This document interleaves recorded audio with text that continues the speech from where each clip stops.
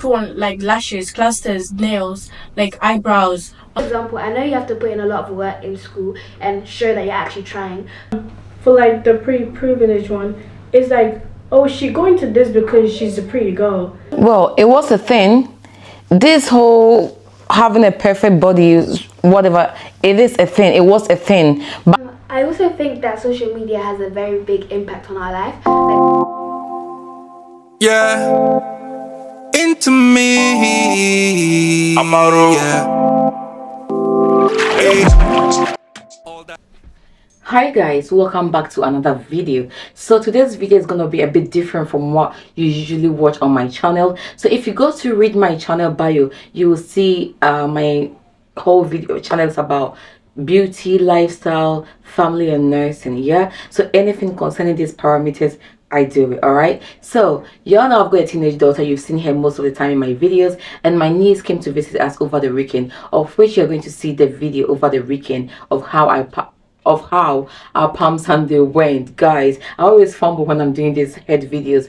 Anyways, so this video is gonna be about teen talk. Yes, teen talk, what challenges they are facing and what the positive side is of being a teenager. Okay, and I'm glad I've got both my daughter and niece together, because we will be able to get the different views from them. All right, this video might be helpful to you as a teenager out there, or it might be helpful to you as a parent if you have a teenage child, or if your child is about to get into teenage, then you can look out for it. All right, talk to your children, let them tell you what they are facing, the challenges they're facing, and see what best you can possibly do to help them as a parent. All right, so please don't forget to do the needful: like, comment, share and subscribe. Yes, you have to. All right, so let's get this video started, guys. So welcome to the Crane Already One YouTube channel. Yeah, you all know what today's video is gonna be about. So since you both are teenagers, yeah, I know we had a little bit of discussion, but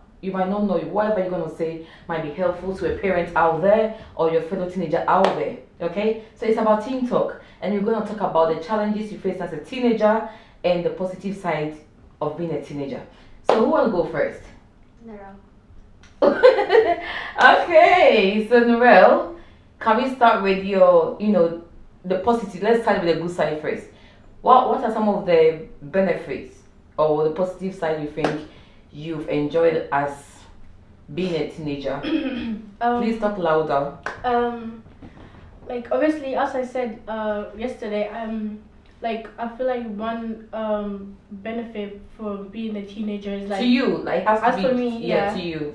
it's like you get to like do different things, and then you get to decide whether like, oh, I'm gonna continue doing this like in the future or no. For example, like beauty, oh, like right now, like, oh, we're allowed to like put on like lashes, clusters, nails, like eyebrows. Oh, okay, I like doing this. Oh, I'm gonna like get like experiment more about this, get more research, and then I would like to do that as a side hustle or like a side job. So I feel like as of right now, like as a teenager, you're doing these things so you can like just continue to actually use them for like a purpose, like in your life. Okay, that's not bad. So beauty side of it, Yeah. because obviously when you were underage, Yeah. when you were 12 years, I wouldn't allow you to do this whole makeup thing. Yeah. But now you have a bit of freedom Yeah. to do the makeup thing, so you think it's beneficial. Yeah. That's good. Chanel, talk louder, please. I think I like how we have a lot of freedom. Like we take it for granted, but we do have a lot of freedom, because in like the real life, we haven't been pushed with all the responsibilities we have, like paying mortgages, all that rent and all that. So I think I like how I have like the time to go out with my friends, have fun, enjoy life before like it gets to the hard bit of life. So going out with your friends, can you elaborate more? Like, I want to know. Like I just go out with my friends, like we go like places, we check out new opportunities, check out new food, like try different stuff so that we know what we like, what we don't like, and what's fun and what's not fun for us. Like we're finding out more of our like traits and what we like. Yeah. Just like you took us to that. What's the name of the place? Chicken. And I loved it. That food was banging. Like, it was a 10 out of 10. Guys, you need to try. Where is it? Leicester Square. Yeah. Yeah. Very good point. Okay, Narelle, any other positive thing you are enjoying as a teenager? Like as of right now, you're like planning, like you're giving different advices everywhere, or like plan for the future. Oh, this is where you should start about what career you want to do, and there's like different opportunities. For example, school, they would like bring different like they'll give you different ways or different things you can do as you grow up, and like they introduce that in teenage years because they feel like that's where you're getting a bit more mature. So I feel like as of right now, you're getting like set up for the future. You're getting different things, like different pathways that you can take. So I feel like it's a good thing as of right now because we're all being like taught that in schools, for example, which is like an important place for like to set up people's careers and like their futures and stuff. So you're trying to say that as a teenager, you are being groomed. Yeah. In other words, Yeah. like from your academic perspective, parenting perspective, Yeah. you are being groomed. You are getting different advices, so it gives you the opportunity to know what's good Yeah. or know what to try. Yeah. Okay, that's a good point as well. Very good point, Chanel. I think I like the opportunities that the schools give us, like Laurel said. Like, for example, they give us tutoring if you need it. It allows us to know what we're not good at and what we need to improve in. They gave us reports back, not for our parents only, but also for ourselves. So that's why we listen in parents even to know what we're actually doing good and what we need to improve on. And they also give us like teachers, if you're struggling in a class, they'll give you a teacher to come and help you, like assistant teachers as well, so that while the teacher's teaching the rest of the class, you have someone with you to teach you. And I also like how they're like already introducing us to university and all that stuff, so that we know that we're getting prepared. Like, it's very serious right now. We should stop messing around. And I like how we get given like a lot of opportunities. Like, for example, we got given a whole hall of a lot of people where we met them, talked about their careers, how they find life, and how like they're gonna go on with their life. And it was very like eventful, and we got a lot of advice. So basically, as a teenager, you get all these opportunities for free because what school is doing, what parents are doing, is to try to avoid, like, prevent you guys from making mistakes that they have already done. Yeah. Still on the positive side, Like we have like one round each of the positivity, then we go to the challenges. Okay, so another positive thing I would say is like the social aspect, like going out more, like with friends, and like looking at different things. Like it helps you like develop like confidence, or like confidence, and like it like brings down your shyness or something, like yeah, your shyness. So I feel like just like exploring different things and like building like your like the social, like people around you, like also can, maybe you never know what like your friends are gonna be in the future. So for example, like I'm Chanel's friend and she's gonna be a lawyer in the future. If I didn't like socialize with her now, I didn't know she was gonna be a future, like lawyer in the future. Yeah. And then if I get like a problem, I'm going to her, or she's gonna be a doctor or something.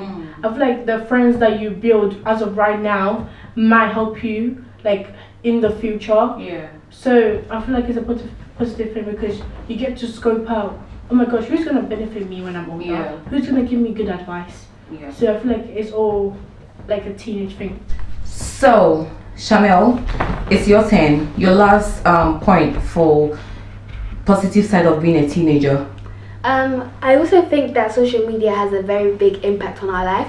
Like, for example, how there are some negatives to social media, but the positives are like how you have a lot of revision guides on social media, have a lot of ways to revise to help you in exams. You have Corbett Maths, which is a very good place to watch for maths. Like, for example, I was struggling on one of my maths topics, like the factor theorem, and I watched Corbett Maths, and when I watched it, I understood it, and I did really On YouTube? Yeah, on YouTube. Okay. And it was for free as well, like you don't have to pay. And also there's also like a lot of advice, like you get to watch other people's lives, understand what they do, and they give you advice because they have lived longer than you. So if you don't have anyone to do that for you, you can go on social media because there's always someone there. And they also talk about mental health, like how to help you. They have websites, they have Childline, they have all of that to help you with everything. And I just like how social media, like, it plays a very big part in everyone's life. You can also use that for like school, like sociology, bring that in, like how people act, because sociology is about like humans and why they act and how they act, and how you can watch the news to help with sociology and all that. Because I think if you do a research, lots of teenagers are into social media than like us being in the middle age and stuff like that. So you guys have all the opportunities to, you know, benefit from all these positive things that you've told me, which is very good, because during my time there wasn't anything like social media. I remember my first social media account that I opened was Facebook.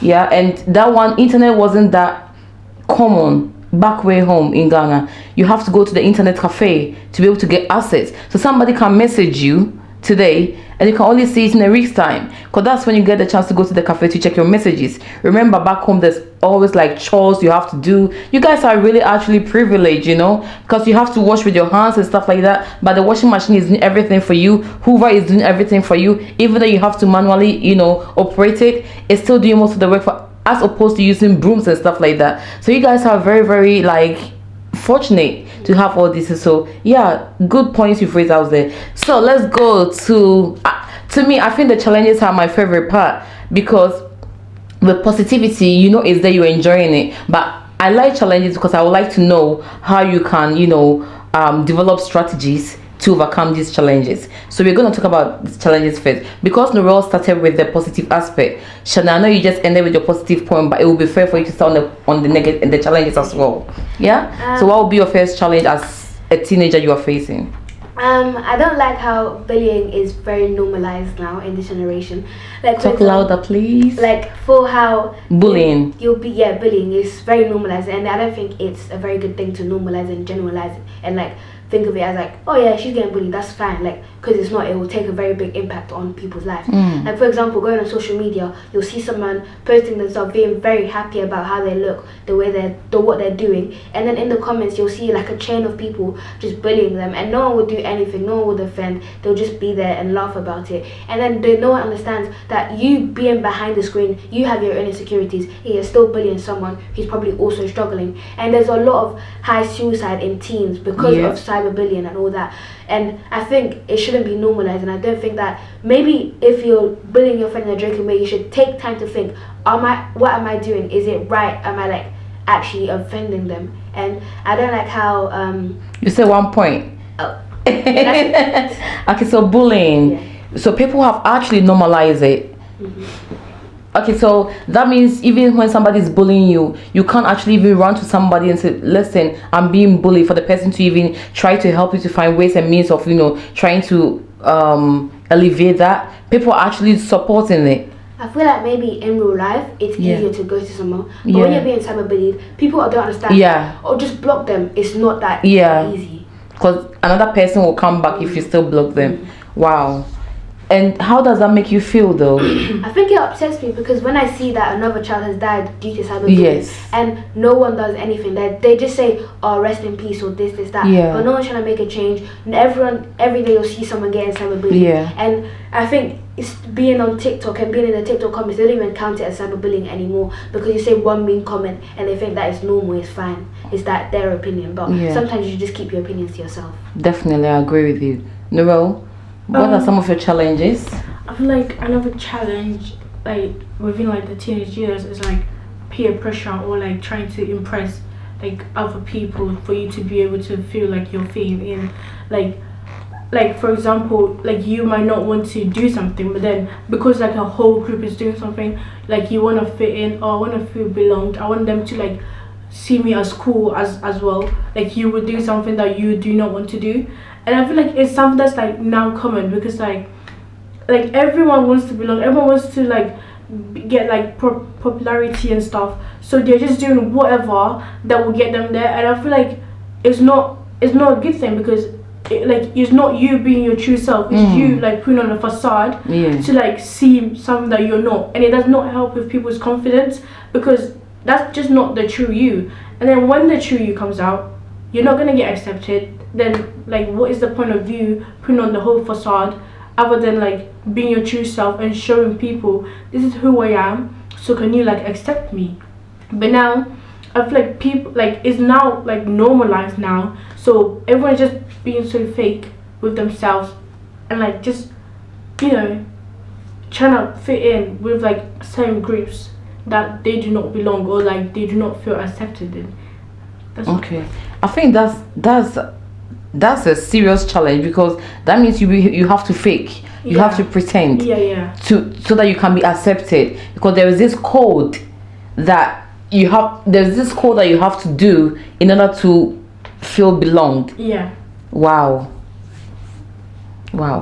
Chanel, any point? I don't like the gender stereotypes targeted to young black children. It's like specifically, like for example, knife crime. Like I understand that there's a lot of boys, like young black boys, who are carrying knives around in the UK. But then again, you have to think of it in a different perspective. Like social media is the ones that's pushing the knives to the boys, because they don't just think, oh, one day I'm gonna carry a knife and then take it outside. They think other people are doing it. They think it's cool, so they're gonna go and do it as well. And I don't like how black girls are expected to be ghetto loud and like have a lot of stereotypes towards them, and when you act a certain way, like act a bit more posh or more different to the ghetto and loud because you want to be different, and people will call you whitewashed and different things to insult you and say you're not trying to be black, you're trying to act white. And You're saying everything. Yeah. You said the stereotypes. Yeah, I just don't like how stereotypes are just pushed to us, and then when we act a certain way, like boys are expected to be aggressive, don't cry, don't do this. I don't like how they're getting pushed onto us,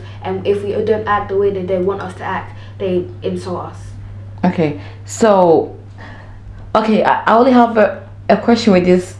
You talk about the knife crime, like, and stuff like that. You said social media is the one pushing the knife crime into you guys, but bear in mind, statistically, before social media came, there were also knife crimes. So how are you trying to say that it's gotten more worse with it? But if you say social media has actually put the knife crime into you, I don't 100% agree, because before social media, knife crimes did exist. Can I hold on to it? Yeah. No, like she did say that social media has like added more. Well, No, she didn't say added more. She said social media has pushed it. knife crime. So that's why I want to just clear a point there, because if you tell me that it has made it worse, I will agree with you to some extent. But because before social media, there was all this gang formulation. Before social media, they formed gang physically, but now social media has made it more worse, because they can even form it online. They can interact online. Unlike before, you have to physically meet and talk. Now you can just chat, Snapchat, Twitter, whatever. You can form online gangs and all that. So yeah, definitely a point. Good point. Yeah, Narelle? Yeah, I was gonna say what you just said. Okay, so your point now. Oh, like to add on to the stereotypes, like gender stereotypes as well.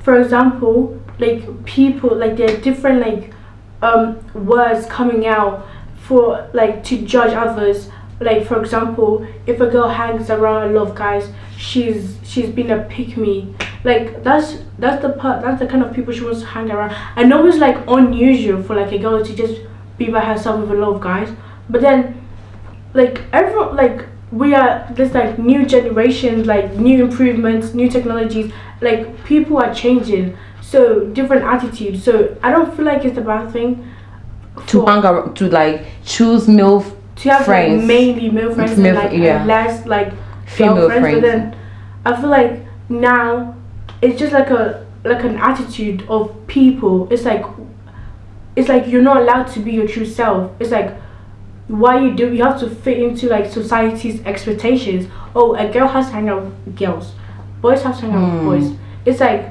you're not allowed to do what you want. You have to like meet society's expectations. Okay, so Chanel, what's your next point? I also think a difficulty about being a teenager is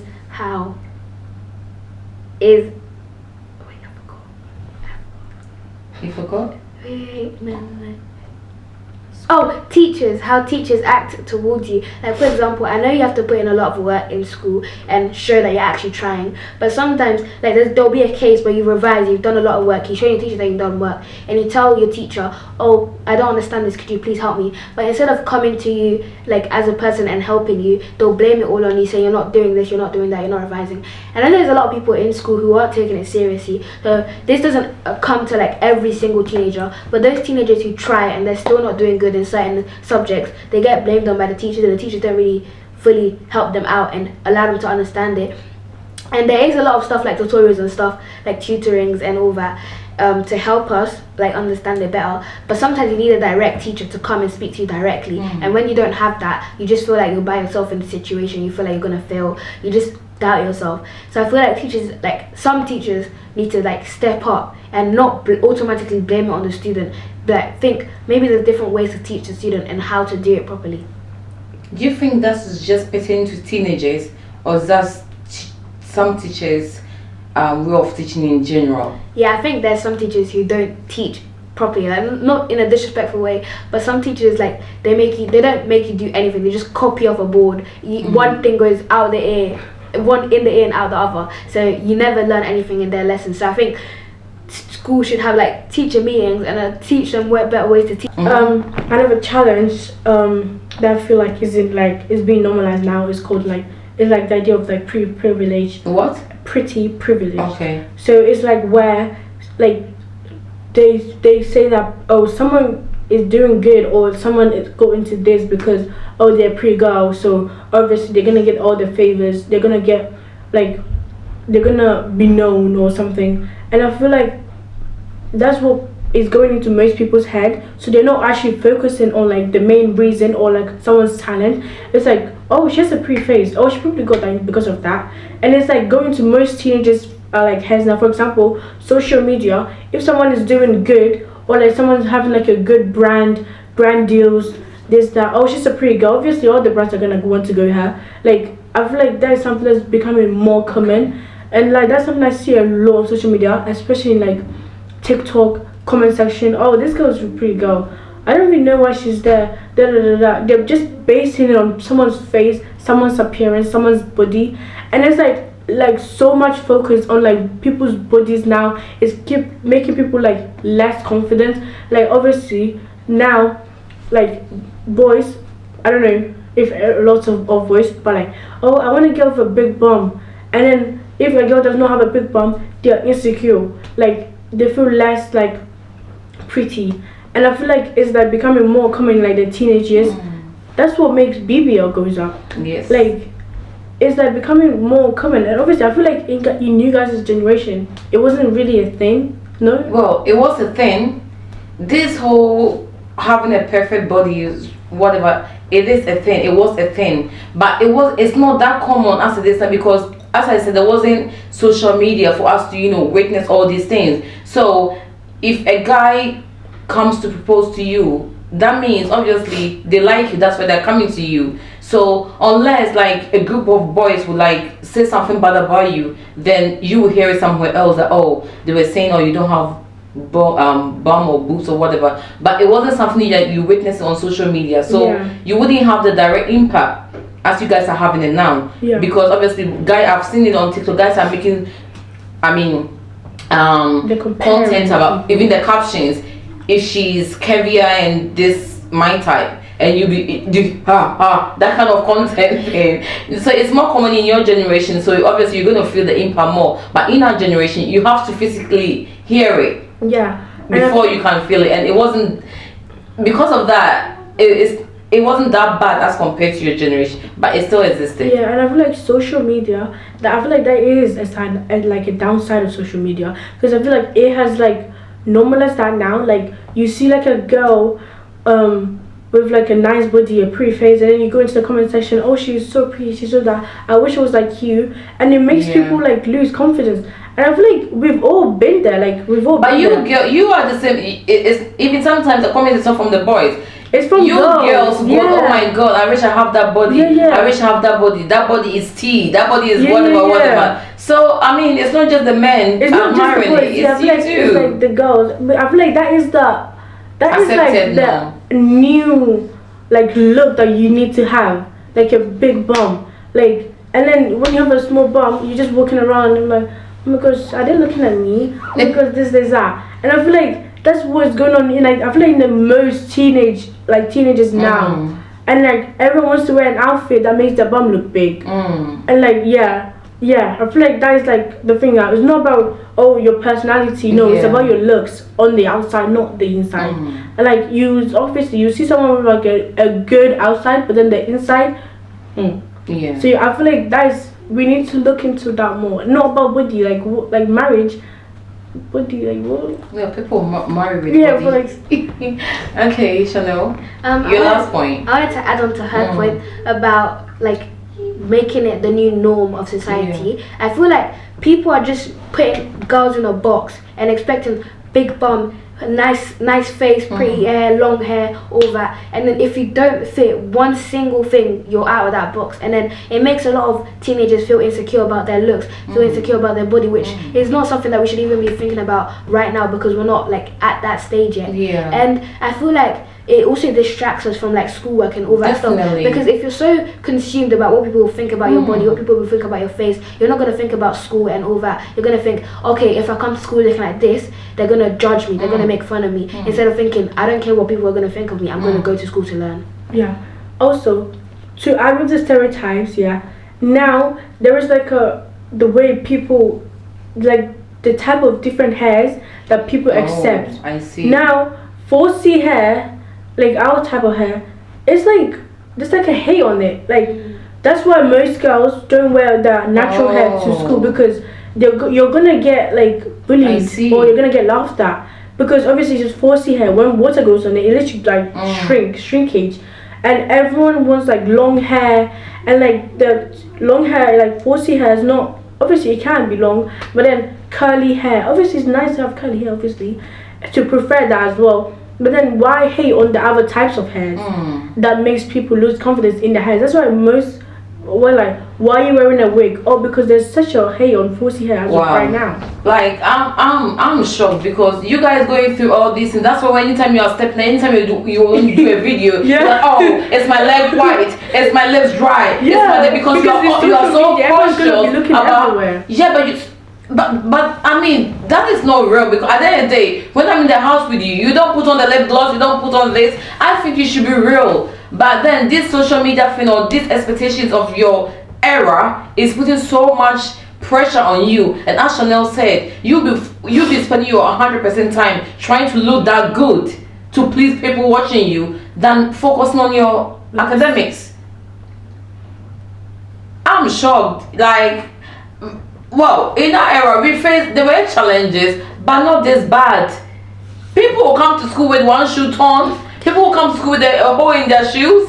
Yeah, you get laughed at, but it wasn't that bad. You know what I mean? Anyway, I'm really grateful for you guys sharing this, opportunity. Sharing these opinions with me is, as a parent, it's giving me more insight to why you do certain things that you do. Because sometimes I'm asking myself, why are you doing this? Like, why are you trying so hard to please someone else? But then obviously you sharing these, I get it now. I remember the one time the work cut her hair. This girl was screaming as if everything is breaking loose. Mommy, please don't leave me. Please take me to school. Stay with me. I'm like, you just cut your hair. What's wrong with cutting your hair? But then as she's saying, people will laugh at you in such a way because you don't want to. You will feel that bad. And because of that, you don't want to go to school with your natural hair. That's why these hairdressers are making fortunes from aspirin, because you have to braid your hair every day. But I feel like sometimes you are supposed to rock your natural hair. Honestly, you are supposed to. Anyway, another episode we'll talk about how you guys think some of the strategies you've put in place to help you deal with some of these challenges. Yeah. We'll talk about this in another video. So thank you for kind of a disclaimer. I'm trying to like all the things that we've said doesn't mean that we don't experience it as well, or like we're trying to push the blame onto other teenagers. We both all do it. Like we get insecure. We also want to wear things that makes our bum look big. Yes. So it's not like other people. We're both also dealing with it as well. So we don't want to put the blame on everyone or others. You're all in the same boat. Yeah. Good. So guys, they're all in the same boat, and it's a wrap on this episode of Teen Talk. See you in another edition of Teen Talk. Bye. So bye guys. Yeah, into me. Amaru. Yeah.